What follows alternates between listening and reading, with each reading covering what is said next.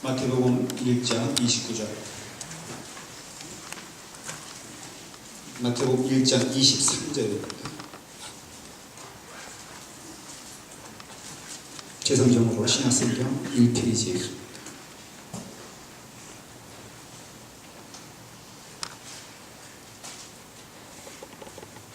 함께 읽겠습니다. 보라, 처녀가 잉태하여 아들을 낳을 것이요 그의 이름은 임마누엘이라 하니라 하였으니 이를 번역한즉 하나님이 우리와 함께 계시다 함이라.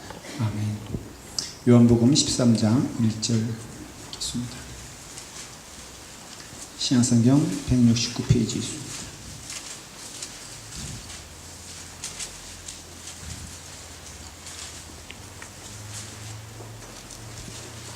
요한복음 13장 1절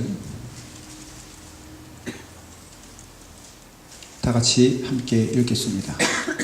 6월절 전에 예수께서 저희가 세상을 떠나 아버지께로 돌아가실 때가 이른 줄 아시고 세상에 있는 자기 사람들을 사랑하시되 끝까지 사랑하시니라.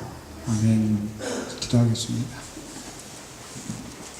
아버지 하나님, 임마누엘의 하나님, 우리와 늘 함께 하시고 우리와 동행하시며 우리를 지키시고 우리의 산성이요 우리의 요새가 되시는 아버지 하나님, 주의 사랑에 힘입어 이 자리에 온 주의 사랑하는 자녀들에게 말씀을 통하여 주의 은혜가 넘치게 하여 주시옵소서.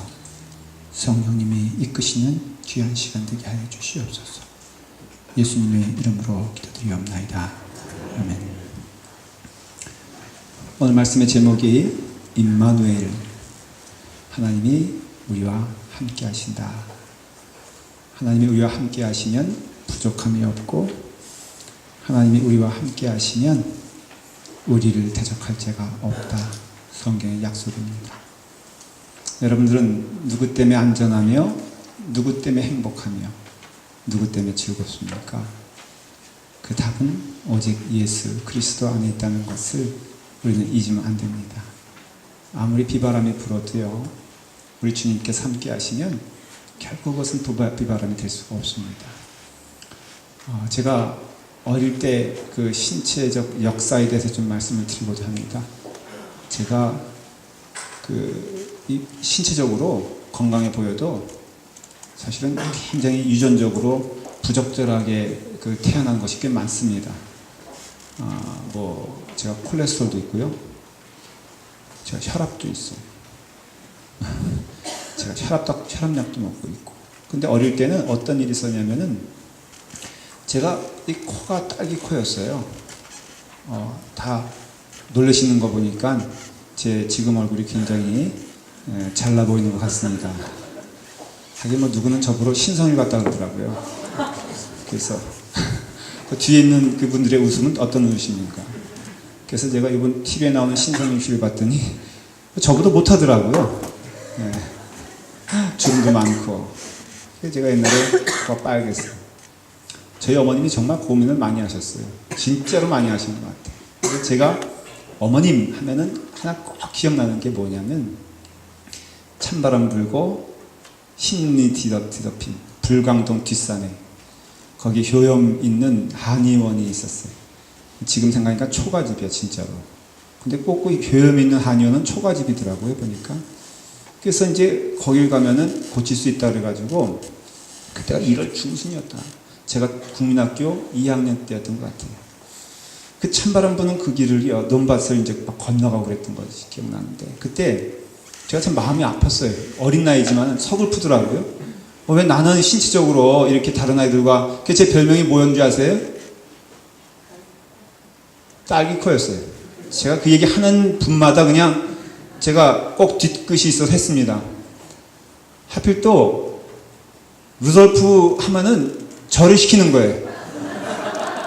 너는 분장하지 않아도 되니까는 이러면서 제가 상처를 무척 받았습니다. 제가 지금 이렇게 건강하게 사는 것은 오직 하나님의 은혜요 축복인 줄 믿습니다. 아멘까지 하실 건 없고. 그래서 제가 어린 나이에 그게 큰 상처가 됐던 건 사실이에요. 지금 생각해 보니까. 그래서 이렇게 논밭을 막 걸어가는데 정말 마음이 아프잖아요. 여학생들에게 놀림받고, 남자 친구들에게 놀림받고, 교회 안에서도 외톨이로 지냈던 거, 딸기코란 것 때문에. 예, 그래서 이제 그런 아픔이 있는데, 그때 제가 지금 가장 기억에 남는 거는 어머니의 손이었어요. 어머님이 나를 그저 한번 고쳐보겠다는 그 마음. 어떻게 보면은 이 아이가 평생 이러면 어떠나 하는 그런 두려운 마음도 있었겠지만, 어머님이 내 손을 붙잡고 그때 영화 속의 한 장면 같지 않아요? 아들을 고치고자 하는 일념으로 아들을 끌고 가는, 또 끌려가는 아들. 더군다나 그때는 찬바람이 슉 한번 불어줘야 되고, 그리고 어머님의 양발은 다 헐어가지고 이게 발목이 보이고 그런 거였어요. 근데 지금도 제가 기억이 나는 것은요, 그 어머님이 강인한 손으로 저를 붙잡고 가시는데, 바람이 있어도 눈이 있어도 어떤 길인지 모르는 처음의 길이라도 제가 그 별반 두려움 없이 갔던 기억이 나요. 왜 그럴까? 그것은 어머니가 나를 붙잡아 주시고 어머니가 나를 가장 좋은 곳으로 인도할 것이라는 어떻게 보면은 어린애의 믿음, 그것으로 인하여 내 마음은 아팠지만은, 좀 이런 현상에 대해서 내가 좀 두려워했지만은, 그러나 그 어머님이 나와 함께 가시고 나를 인도하신다라는 것을 저는 잊을 수가 없어요. 그래서 그것만 생각하면은 참 마음이 뜨거워지고 감사하고 고마워요. 그 아버님하고도 제가 서울에서 부산 간 적이 있었는데, 처음 가는 길인데 그 아버님의 손을 붙잡고 갔던, 물론 기차니까는 계속 손 붙잡고 가지는 않았죠. 그러나 그 처음 가는 길인데도 제 마음 가운데 두려움이 없었던 것은 아버지가 함께 가니까 그런 마음이 있어요. 그러니까 아버지가 함께 가고 어머니가 함께 가고, 그렇다면은 그곳이 어느 곳이든지 두렵지 아니하고 염려되지 않아요. 왜냐하면은 제게 있어서 그 아버지는 요새였고 제게 있어서 어머니는 그 안전한 성이었기 때문에 그래요. 그런데 그것이 신앙적으로 오면서 제 마음 가운데 확실한 것은 하나님의 그 성이시요 하나님의 그 요새시라 하는 것이에요. 여러분, 임마누엘이라 하는 뜻은 하나님이 나와 함께 하신다라는 그런 뜻이에요. 그렇기 때문에 함께 하시는 하나님을 아는 것도 중요하지만 그 하나님이 어떠한 분인가를 아는 건 더 중요해요. 아버지가 있어서 저는 차비를 걱정하지 않았고, 아버지가 있어서 저는 숙박을 걱정하지 않았고, 아버지가 있어서 저는 먹는 것을 걱정하지 않았던 것처럼, 그 아버지가 누구냐에 따라서 그 삶 가운데에는 확신과 은혜가 넘친다 이거예요. 근데 그 하나님을 우리는 어떤 하나님으로 믿어야 되느냐? 성경에서 말하는 하나님의 존재는 어떤 의미냐? 하나님은 어떠한 분이기에 우리가 믿고 쫓아갈 수 있느냐? 하나님이 먼저 스스로를 보여주세요. 그게 오늘 우리가 읽은 말씀이에요. 무엇이라고요? 보라, 처녀가 잉태하여 아들을 낳을 것이요 그의 이름은 임마누엘이라 하리라. 대체 처녀가 애를 낳는 것과 임마누엘, 하나님이 나와 함께 하신다는 뜻이 어떤 뜻이 있길래 예수 그리스도의 다른 이름이 임마누엘, 하나님이 나와 함께 하시는데, 그 하나님은 처녀가 잉태하여 아들을 낳는 것 같이 너희에게 임하실 것이고, 너희의 삶에 있어서 임마누엘, 하나님이 함께 하신다, 그 뜻은 바로 처녀가 애를 잉태하는 것과 같은 그런 역사가 일어나느냐라는 것에 대하여 이 성탄절에 은혜를 받기를 원합니다. 이 말씀은 사실은 이사야서 7장 14절에 예언된 것이 이루어지는 것을 말하는 것이에요. 이사야서 7장 14절에 뭐라고 되어 있냐면은, 그러므로 주께서 친히 징조로 너희에게 주실 것이라.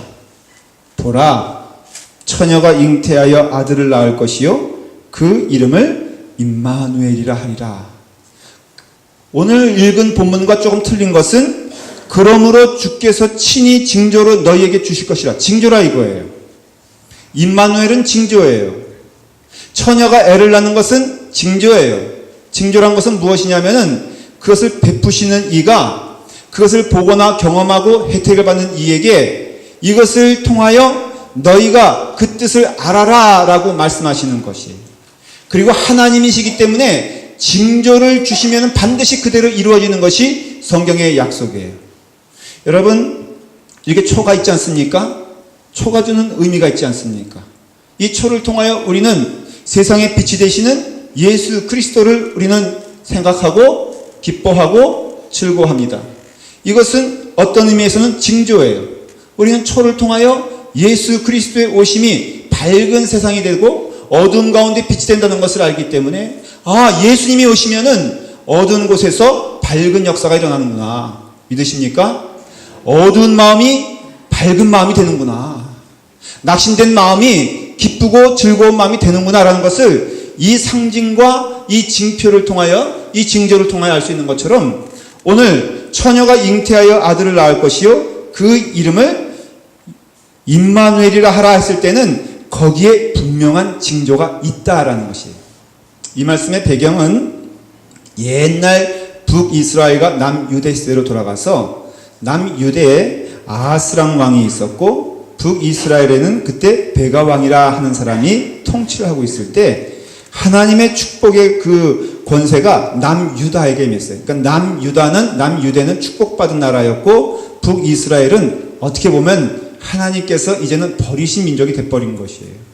그런 가운데 남유다가 북이스라엘보다 힘이 약했습니다. 늘.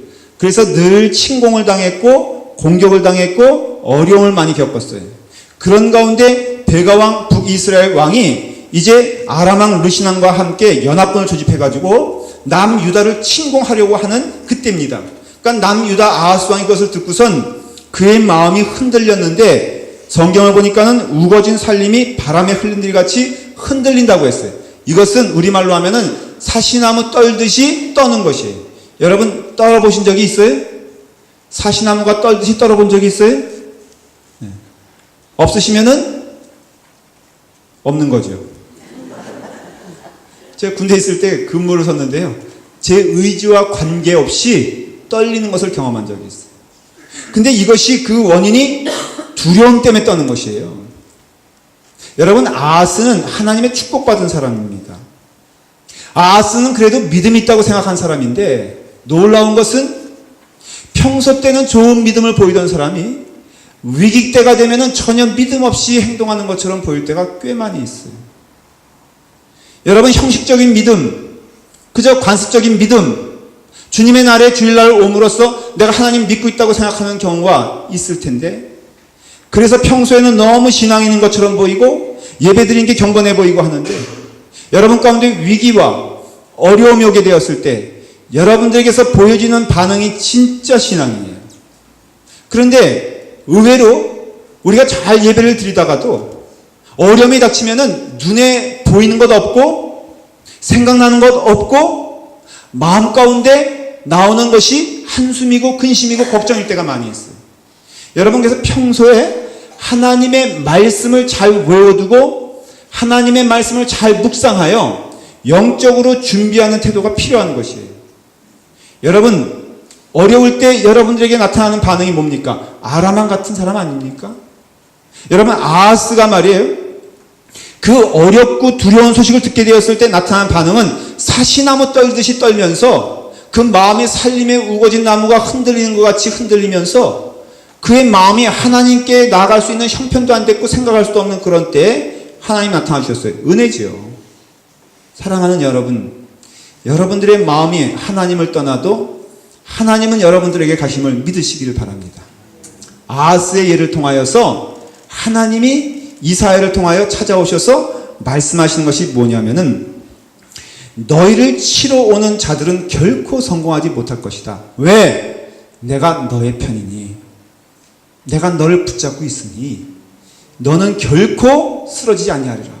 근데 이미 흔들린 아하스의 마음 가운데 하나님의 말씀이 임재를 해도 그것이 들려지지가 않는 거예요. 왜? 너무 그 마음이 떨리고 두려운 것이 세상적이었기 때문에 그래요. 여러분 정말로 여러분의 삶에 있어서 잘 지내다가 만일 이제 이번 달 렌트비도 못 낼 그런 상황이라면 여러분들의 마음은 어떻겠습니까? 내가 그럴 리는 없겠지만 정말로 내 마음 가운데 야 병에 걸렸다 그것이 제 마음 가운데 있을 때는 어떻겠습니까? 제가 한국에 가서 검진을 받았더니 심장이 좀 막혔다 그래요. 70%가 맞겠다 그래서 이제 제가 이제 1월달 되면은 가벼운 수술을 받습니다. 신장 수술을. 너무 가볍거든요. 그래서 제가 금요일 식사하면서 같이 식사하는 분들에게 내가 1월 11일 날 이제 내가 이모저모해서 이제 이렇게 했는데 뭐 이렇게 심장볼 한 대더라 그랬더니 옆에 앉은 분이 말을 하기를 그거 하다가 눈 실명된 사람 봤다는 거예요. 전혀 도움이 안 돼. 윤채중 집사님. 바로 옆에 식당에서 있는 그 옆에 세탁소가 있는데 바로 그분이 주인공이니까 한번 만나 보시겠냐고. 그래서 제 마음 가운데 갑자기 두려움이 올랐어. 생각지도 않았는데 이거 하면 안 되는가 봐 하는 마음이 들고 어떤 기도가 나오냐. 주여 사탄 물러가게 도와주시옵소서. 두려움이 임하게 되면요, 여러분 그 마음 가운데 하나님 찾기가 어렵습니다. 그러나 하나님의 은혜가 넘쳐서 두려운 마음 속에라도 하나님이 오시는 줄 믿으시기를 바랍니다. 하나님이 오세요? 말씀하세요? 그것을 확인하고 싶으면 징조를 구하라. 그 징조가 뭐냐? 처녀가 애를 낳아요? 그 이름을 임마누엘 하리라. 이거예요. 여러분 한번 제가 물어볼게요. 처녀가 애를 낳는 것을 여러분 믿으십니까? 왜 아멘 안 하시나? 성경 말씀인데 처녀가 애를 낳을 것이다. 그 이름을 임마누엘이라 하리라 하면 아멘을 해야 되는데 아무도 안 하잖아요. 뭐 이건 가장 극단적인 뭐 예고 좀 안 좋은 예지만 갑자기 우리 딸이 와가지고 아버지 저 갑자기 하나님께서 애를 주셨어요. 그러면은 어떻게 써요? 이거는 그래서 제가 딸이 없잖아요. 아들만 있고. 그러니 그런 가운데 우리의 믿음이 생기냐 이거예요. 없는 것을 있게 하신 하나님을 믿으세요. 굶는 자에게 먹을 것을 반드시 주실 것임을 믿으세요. 여러분 죽지 않습니다. 왜? 지금 이 자리에 있잖아요. 이 자리에 오기까지 여러분들에게 얼마나 많은 시련과 어려움과 고난이 있었습니까? 그러나 하나님께서 우리를 지켜주시고 인도하여 주셔서 하나님이 지금까지 오게 하셨다면은 너무나 당연한 말씀이지만은 내일 그것을 주시지 않겠냐 이거예요. 모레 그것을 인도해 주시지 않겠냐는 것이에요.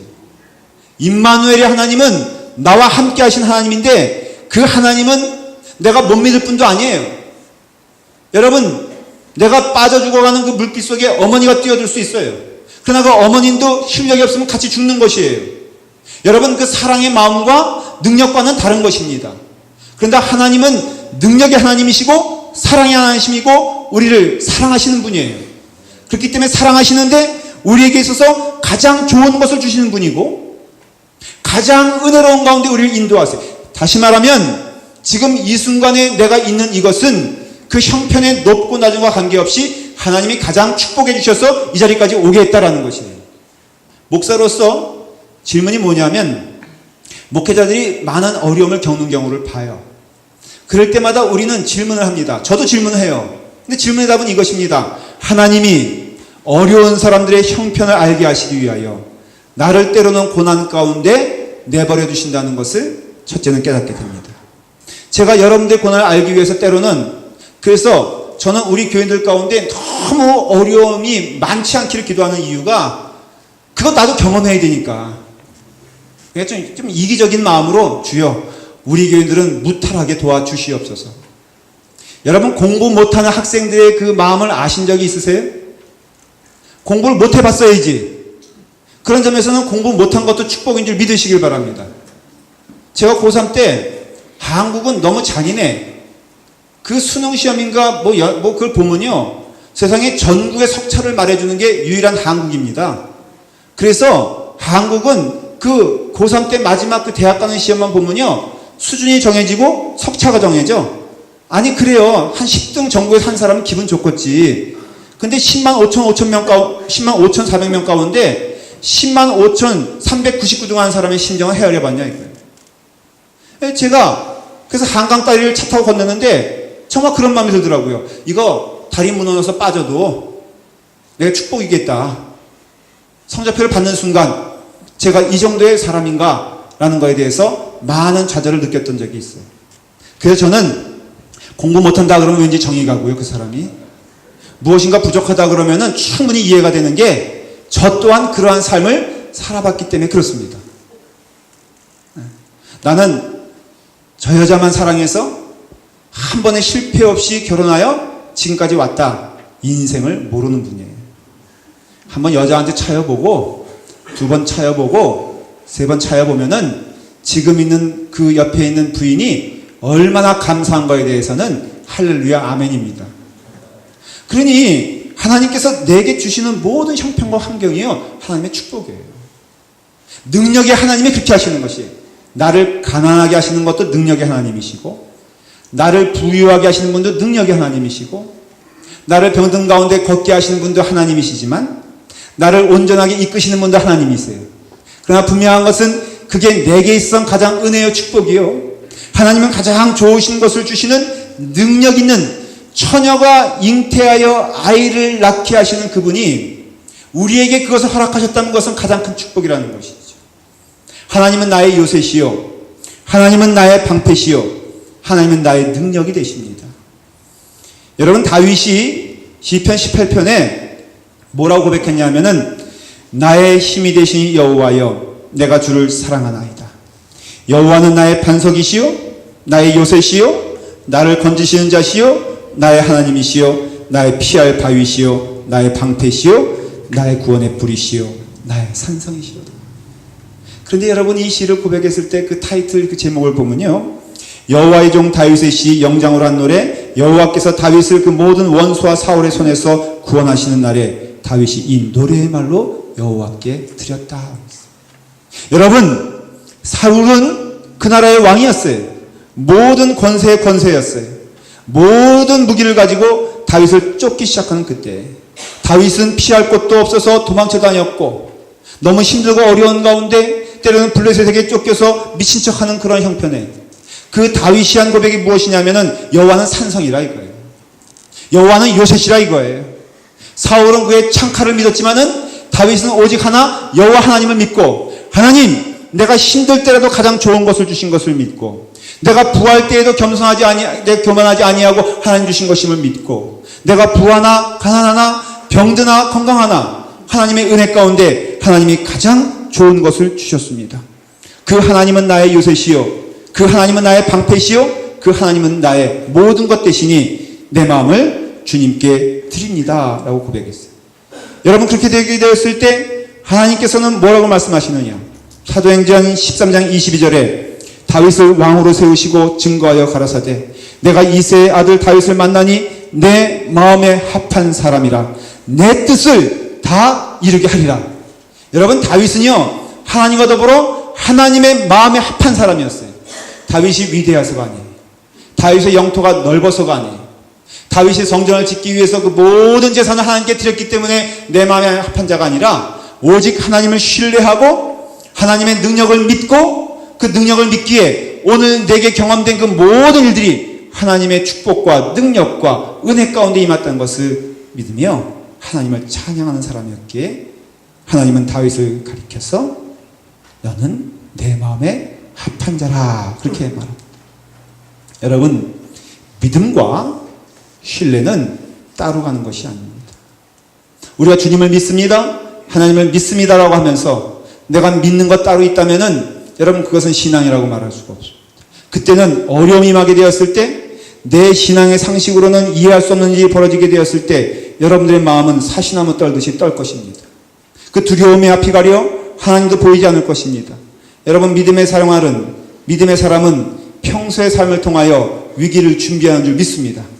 여러분의 삶에 있어서 하나님께서 함께 하시고 인도하신다는 것을 믿되, 그 하나님은 임마누엘의 하나님, 없는 것을 있게 하시고 막힌 것을 뚫게 하시고 바다라면 가르게 하시고 그게 성이라면 무너뜨려서 하나님의 은혜 가운데 그 하나님의 자녀들이 끝까지 가나안 땅 하나님의 나라 천국으로 갈 수 있도록 인도하시고 이끌어주시고 지켜주실 것을 믿습니다.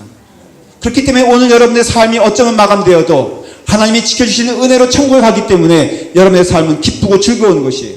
누구의 능력으로 천국 가겠어요? 여러분들의 행적으로 하겠습니까? 여러분들의 윤리로 하겠습니까? 여러분들의 노력으로 하겠습니까? 그 나라는 내 능력과 내 노력으로 하는 나라가 아니라 오직 하나님의 은혜로 가는 나라요, 하나님의 인도하심을 따라 가는 나라라면 그 하나님은 어떠한 하나님이냐? 우리가 믿는 예수 그리스도는 이사야서 9장 6절을 통하여 분명히 말합니다. 이는 한 아기가 우리에게 낳고 한 아들을 우리에게 주신 바 되었는데 그 어깨에는 정사를 메었고 그 이름은 기묘자라 모사라 전능하신 하나님이라 영존하시는 아버지라 평강의 왕이라 할 것입니다.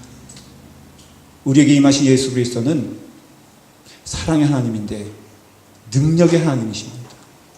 우리의 모든 것을 다 주관하시는 하나님이 이 땅에 오셨다는 것입니다.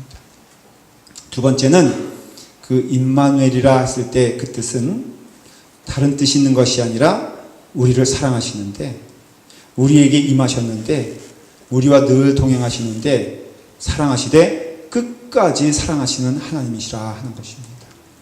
여러분, 성경은요, 오늘 요한복음 13장 1절 말씀, 6월절 전에 예수께서 자기가 세상을 떠나 아버지께로 돌아가실 때가 이른 줄 아시고 세상에 있는 자기 사람들을 사랑하시되 끝까지 사랑하셨느니라. 기독교는 이 끝까지를 굳건히 믿는 신앙인들입니다. 여러분, 이게 볼펜으로요, 거기다가 기록해주세요. 끝까지 사랑하신다. 이 말씀의 뜻은 이겁니다.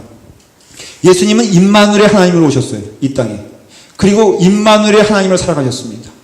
또 이 땅을 떠나시는 그 순간까지 그 하나님은 우리와 함께 하시고 우리와 동행하시고 우리를 사랑하실 때 끝까지 사랑하셔서 이 땅에 오는 모든 민족과 모든 백성들에게 늘 함께 동행하시고 함께 하시기 때문에 오늘 이 시간에도 그 끝까지 하시는 예수 그리스도의 사랑이 이 순간에도 오늘 있다는 것을 성경은 말해주고 있는 것이에요. 자, 이 13장 이 말씀은 사실은 17장까지 내용인데 이 내용은 하룻밤에 이루어진 것입니다. 목요일입니다. 예수님은 내일이면 이제 십자가에 달려 돌아가셔야 됐습니다. 그런데 그 마지막 밤을 예수님은 사랑하는 제자들과 보내길 원했는데, 그래서 함께 마음을 나누고 함께 사랑을 나누고 이제 나를 떠나지만은 너희들은 이제 성령님과 함께 나의 사역을 감당하여 끝까지 그 일을 감당하길 원한다. 너희들은 승리할 것이다 라는 격려를 주길 원했는데, 예수님 마음은 그랬는데 실상은 그렇지 않았다는 것이에요. 왜냐? 서로 간의 다툼과 서로 간의 미움이 있어서 요한복음 13장 요 시간까지 오기까지, 예를 들어 말하면 야고보와 요한은 주님, 저에게 주님의 우편의 자리를, 주님의 좌편의 자리를 주시길 바랍니다. 예수님이 이제 예루살렘에 올라가시면 예루살렘의 왕이 될 것인데, 로마 정부가 무너질 것인데, 그렇게 되어서 예수님이 정권을 잡게 되었을 때 그 외무 대신은 제가 되길 원하고 내무 대신은 내 아우가 되기를 원합니다. 이 소식이 제자들에게 다 퍼진 거예요. 그러니까 목요일까지 오기까지 예수님의 마음과 가르침과 생각과는 전혀 다른 쪽으로 제자들은 마음 가운데 속상해하고 마음 가운데 화나있었어요. 여러분, 지금 성탄절이지 않습니까? 여러분들의 마음이 혹시 언짢고 여러분의 마음이 솔직히 무겁다면은 그것은 예수님 때문이 아닙니다. 내 욕심과 내 생각과 내 마음과 계획이 인간적이기 때문에 무너지는 것입니다. 마찬가지인 것이에요. 예수님은요, 마가복음에서만 8장 31절에 인자가 많은 고난을 받고 죽음을 당할 것을 예언하시고, 9장 31절에는 인자가 죽고 3일 만에 사는 것을 예언하셨으며, 10장 32절에는 예수님의 당할 일을 말씀하셨는데, 예루살렘에 가면 내가 죽게 될 것이다, 십자가에 달려 죽게 될 것이다 라는 것을 예언할 때, 그 말씀하시고 하실 때마다 첫 번째 말씀하셨을 때는 베드로가 두 팔을 벌리고 주여, 그렇게 하면 안 됩니다. 예수님은 이 나라의 왕이 되실 분인데 어찌하여 십자가에 달려 돌아가신다고 하십니까? 절대 그렇게 되지 못합니다. 예수님 뭐라고 하셨어요? 사탄아, 물러가라고 그랬어요. 두 번째 말씀하실 때에는 바로 제자들의 다툼이 곧바로 일어납니다. 누가 더 큰 자냐? 누가 예수님의 수제자냐? 베드로냐? 야고보냐? 아니라는 것이죠. 세 번째 예수님께서 말씀하실 때에는 결국은 야고보와 요한이 주님 자리의 우편, 주님 자리의 좌편에는 우리를 세워주시기 바랍니다. 이게 예수님 당시에 실제로 있었던 일들이에요. 예수님이 돌아가시기 전날 목요일 날까지 있었던 제자들의 마음이에요. 여러분, 제자들의 마음은 순차적으로 주의 은혜 가운데 변한 것이 아니라 제자들의 마음은 성령 받아 변한 것을 알 수가 있어요. 근데 그를 목요일 때까지 그런 참담한 마음으로 왔는데 마가의 다락방이라는 곳에 예수님이 성찬을 베풀기 위해서 머물게 됩니다. 근데 여러분, 이스라엘은 먼지가 많은 사막 지역이라 샌들을 싣고 다니고, 그리고 샌들을 싣고 다닐 때 먼지가 다리에 많이 끼기 때문에 꼭 하나의 예의가, 그 손님이 오면은 하인이, 그래서 가나의 혼인잔치 물덩어리가, 이렇게 물 항아리가 있지 않았습니까? 그걸로 이렇게 물을 떠서 그 하인이 그 손님의 발을 씻겨주는 게 전통이었어요.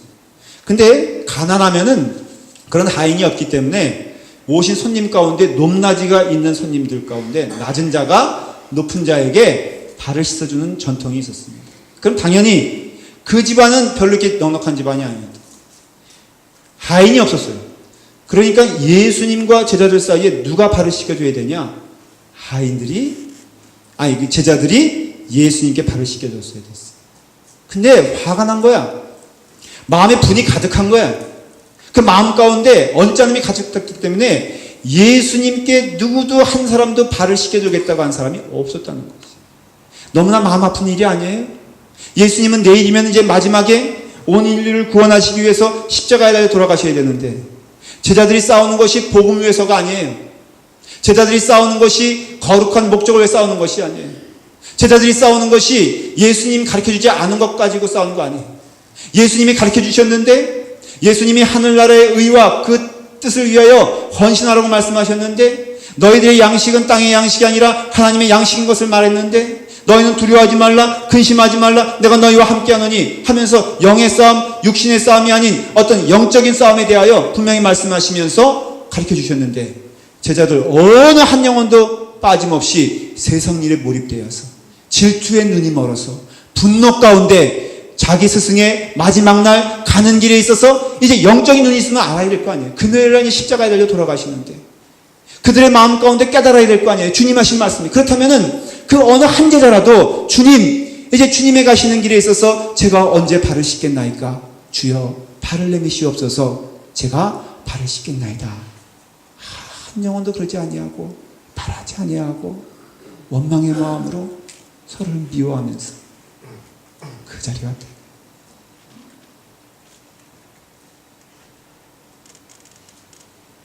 그때 예수님께서 신이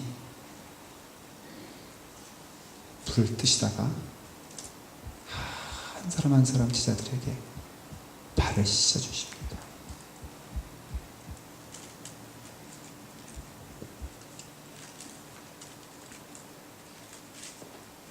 여러분, 성경 말씀은요, 그 일이 이루어진 다음에 기록된 것입니다. 그 자리에서 동시에 기록된 것이 아니라 그 장면을 회상하는 사도 요한이 이 말씀을 쓰시면서 그 다음에 제자들의 얘기를 쭉 기록되어 있어요. 여러분 나중에 읽어보세요. 6월절 전에 예수께서 자기가 세상을 떠나 아버지께로 돌아가실 때가 이른 줄 아시고, 예수님은 다 아세요. 예수님은 하나님이세요. 제자들이 무엇 때문에 불편해하는지, 제자들이 무엇 때문에 싸우고 있는지, 제자들이 무엇 때문에 분노하고 있는지, 그 분노가 거룩한 분노가 아닌 세속적인 분노인 것을 알고 있어요. 그러나 하나님께서는 그 제자들을 사용하여 역사를 일으키시길 원하십니다. 예수님은 끝까지 사랑하셨어요.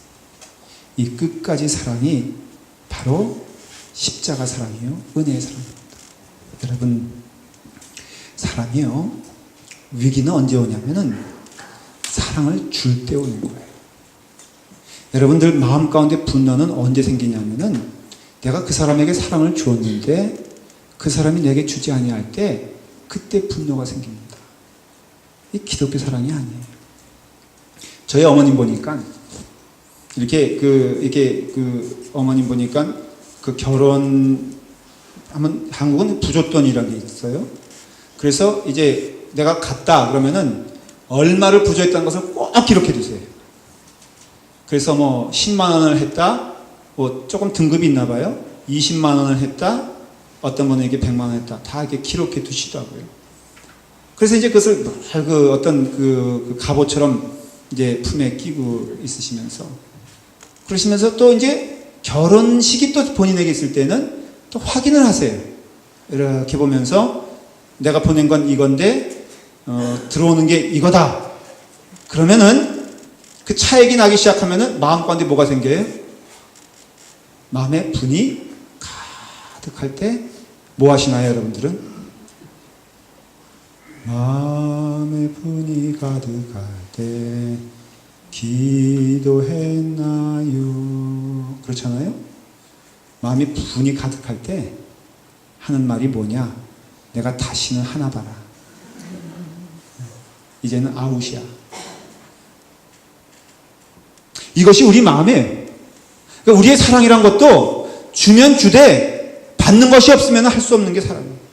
그런데 끝까지 사랑은요, 십자가 사랑이라고 말할 수 있어요.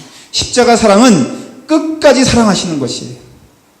그래서 주지 않아도, 돌려받지 않아도, 우리에게 유익이 없어도 하나님이 명하신 일이요, 하나님이 기뻐하신 일이라면은 발을 씻어주고 사랑을 나누고 은혜를 나누는 줄 여러분들 믿으셔야 됩니다.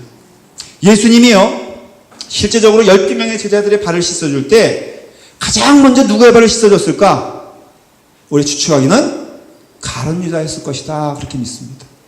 근데 이것은 저희의 그냥 개인적인 추측이 아니라 크리소스톰이라고 주 300년, AD 300년 전의 교부예요.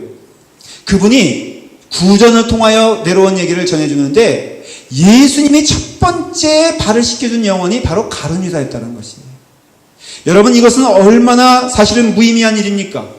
내일이면은 스승을 팔겠다고 은 30냥에 팔아넘기겠다고 마음먹은 그 영혼을 향하여서 예수님은 그래도 끝까지 그 영혼을 사랑하시어 그의 발을 씻어주면서 끝까지 그를 사랑하시고 눈을 맞춰주시고 입을 맞춰주시고 안아주시는 그 사랑에, 그 예수님의 사랑에 우리는 무엇을 해야 됩니까? 여러분, 하나님이 우리를 축복하여 주셔서 오늘 지금까지 오게 하셨고 하나님이 우리 가운데 거하게 하셨다면 오늘 그의 사랑으로 인하여 기뻐하고 만족하는 우리가 되기를 간절히 바랍니다. 가룟 유다를 사랑하는 것처럼, 베드로를 사랑하는 것처럼, 욕심 많은 야고보를 사랑하는 것처럼 우리 주님께서는 우리를 사랑하시되 임마누엘의 하나님, 우리에게 모든 것을 제공해 주시는 능력의 하나님 될 뿐 아니라 그는 사랑의 하나님, 그런데 끝까지 사랑하시는 그 예수 그리스도가 임재하셔서 우리도 예수 그리스도의 제자로 살게 하시기를 원하고 있다면 우리의 사랑은 끝까지 하는 사랑이 되어야 되지 않겠습니까? 여러분, 우리의 마음은 끝까지 가는 마음이 되어야지 않겠습니까? 우리 마음 가운데, 우리의 사랑 가운데, 우리의 사랑의 대상 가운데 사랑을 못할 영혼은 없으며 버림받을 영혼은 없으며 하나님의 은혜 가운데 우리 모두가 그의 사랑으로 인하여 만족하고 기뻐하고 즐거워하는 영혼 되기를 간절히 축원합니다. 메리 크리스마스. 주의 은혜가 넘치는 계절이 되기를 바랍니다. 기도하겠습니다. 아버지 하나님, 우리에게 주시는 말씀으로, 우리에게 주시는 은혜로 주님 사랑하시되 끝까지 사랑하시는 그 은혜를 힘입어 우리가 주의 사랑으로 오늘 마음을 나누며 사랑을 나누기를 원합니다. 주여 도와주시옵소서. 우리를 인도하여 주시옵소서. 예수님의 이름으로 기도드리옵나이다.